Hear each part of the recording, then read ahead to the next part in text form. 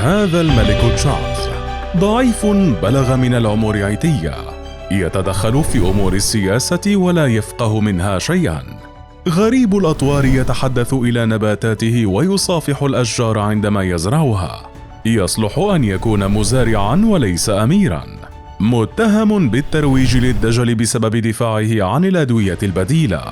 في حياته كم من الفضائح والتفكك الأسري ما يكفيه ليخفي رأسه في التراب، خاصة بعد أن أعلن جهارا نهارا خياناته الزوجية للأميرة المحبوبة المقتولة ديانا. كما أن مجرد وجوده بجانب حب حياته زوجته الثانية كاميلا يستفز البريطانيين الذين ما زالوا منقسمين بشأنها بعد سنين من زواج تشارلز منها. هو لن يصلح بأن يملأ مكان أمه إليزابيث ذات الشعبية الجارفة، فقد انتظر دهرا ليعتلي عرشا أكبر من قياسه بكثير. هذا الملك تشارلز قوي كفاية بعد أن بات أخيرا عقب وفاة والدته الملكة إليزابيث ملكا لبريطانيا و14 بلدا آخر، لينتهي انتظاره لأكثر من 70 عاما لاعتلاء العرش. هو الأطول لولي عهد في التاريخ البريطاني.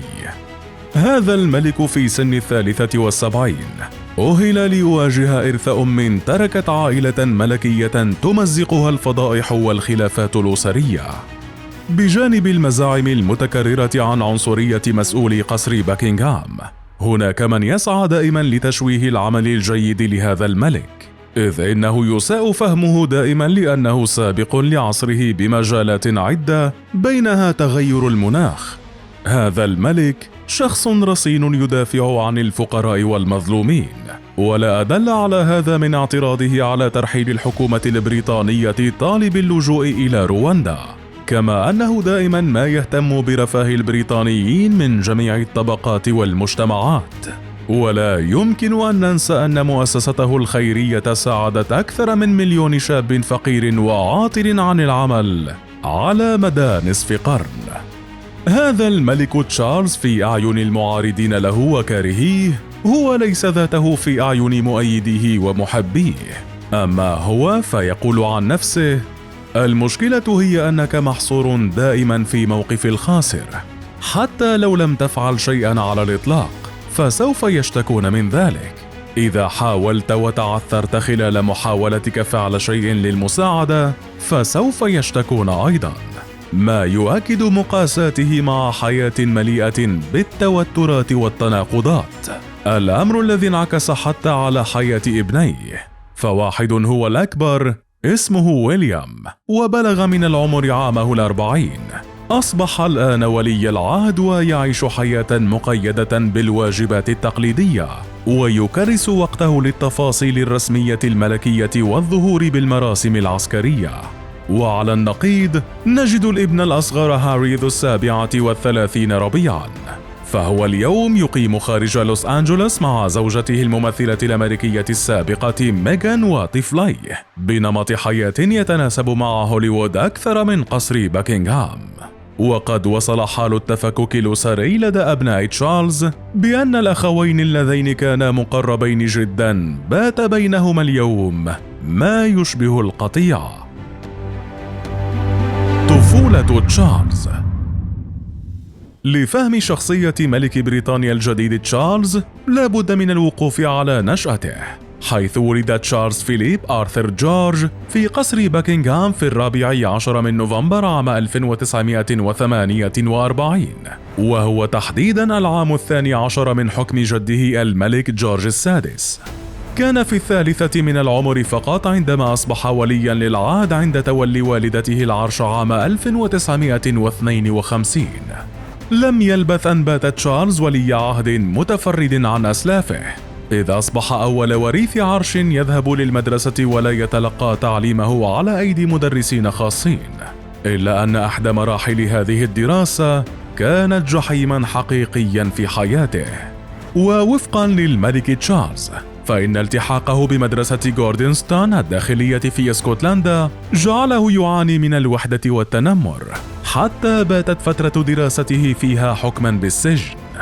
ولأنه معتاد على كسر التقاليد الملكية، ذهب تشارلز إلى كلية ترينيتي في كامبريدج لدراسة علم الآثار والأنثروبولوجيا قبل أن ينتقل لاحقا لدراسة التاريخ.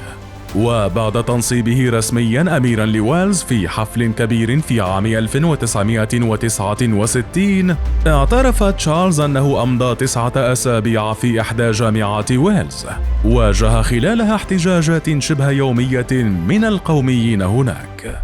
ومع حلول عام 1970 أصبح تشارلز أول ولي عهد بريطاني يحمل شهادة جامعية حين حاز بكالوريوس الآداب من جامعة كامبريدج. وبعدها مثل العديد من أفراد العائلة المالكة قبله خدم في سلاح الجو الملكي والبحرية الملكية من عام 1971 إلى عام 1976.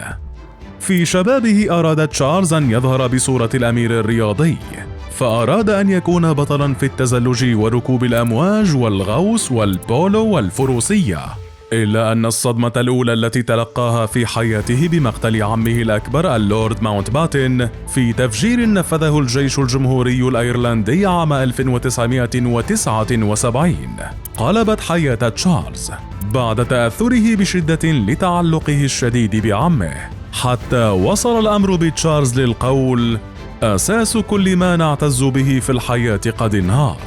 إلا أن هذا لم يمنع تشارلز من محاولة إيجاد دور في الحياة العامة، لكنه لطالما وجه بالانتقادات والرفض لمحاولته التدخل بشؤون السياسة.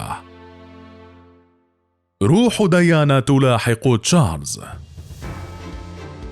رغم مرور 25 عاماً على مقتل الأميرة ديانا في حادث سير أثار الكثير من الجدل وأسال الكثير من الحبر بظل تكهنات بأنه مدبر، إلا أن ربع قرن لم تكن كافية لتفك الاشتباك بين اسم تشارلز وزواجه المشؤوم ديانا سبنسر وعلاقته مع كاميلا باركر بولز.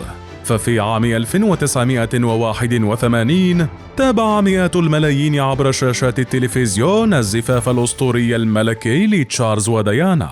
حينها بدا أن الأمير حظي بعروسه المثالية، لكن ما كان يجري بالكواليس أن الأميرة بثوب الزفاف كانت قد اكتشفت للتو خيانة زوجها تشارلز مع حبيبته التي لم يتزوجها كاميلا. استمرت زيجة الأميرين وكانت الأمور بالعلن مثالية جدا، ورزقا بابنين ويليام وهاري في عامي 1982 و 1984. ومع السنين بدأت مشاكل الزواج تظهر للعلن، وألقت ديانا باللوم على كاميلا في انهيار زواجها بالكامل في عام 1992، حيث قالت في مقابلة تلفزيونية: كان هناك 3 أشخاص في هذا الزواج. أما تشارلز الذي قال إنه ظل مخلصا لديانا حتى وقع الطلاق في عام 1996، عاد ليعترف بخيانته لزوجته الأميرة ديانا مرارا وتكرارا. وعقب مقتل ديانا في حادث سيارة في باريس عام 1997 تراجعت شعبية تشارلز وبات هدفا لانتقادات لاذعة مع كاميلا. وفي وقت يحاول تشارلز التخلص من شبح ديانا بعد زواجه من كاميلا عام 2005 وتقديمها كامرأة تعيش أسلوبا سهلا وبسيطا، إلا أن اهتمام الناس بتفاصيل حياة ديانا حتى يومنا هذا يؤرق تشارلز، الذي توترت علاقته مع وسائل الإعلام بسبب ديانا، حتى أنه لم يخفي ازدراءه للمصورين والإعلاميين، خاصة ممن يلاحقون المشاهير. خلافات الحكومة والسياسة. في بلد كبريطانيا يقيد تدخل القصر بشؤون الحكم، أراد تشارلز أن يصبح علامة فارقة بالتدخل في دهاليز السياسة، وآخرها في يونيو 2022 عندما دخل في خلاف مع الحكومة بشأن سياستها الخاصة بإرسال طالب اللجوء إلى رواندا. وما أن وصف الأمير سياسات الترحيل بالمروعة، حتى انهالت عليه الانتقادات لتدخله بأمور السياسة، لتخرج صحف بريطانية بمقالات وافتتاحيات اعتبرت فيها أن تدخلات تشارلز السياسية قد تعني أن الملكية الدستورية في بريطانيا لم تعد تستحق الإبقاء عليها، مع وصول ملك كان أميراً مدللاً لا يكترث بالآخرين. لكن في المقلب الآخر هناك من يرى في تشارلز ملكاً عادلاً ورجلاً جاداً يهتم حقيقة بشعبه، ومن حقه إبداء وجهات نظره السياسية. وفي حياته الخاصة بعيداً عن واجباته الملكية والاجتماعية، كان تشارلز قبل أن يصبح ملكاً ينعم بأسعد لحظاته في حديقة منزله في هاي جروف في غرب إنجلترا، بينما يحرص على أن يتمشى ويصطاد السمك، ما أن يعود لمنزله حتى ينكب على الرسم بالألوان المائية وقراءة أعمال شكسبير والاستماع لأشهر أعمال الأوبرا. وأنت برأيك، هل حقاً قد يتسبب تشارلز ببداية إنهاء الملكية الدستورية ببريطانيا؟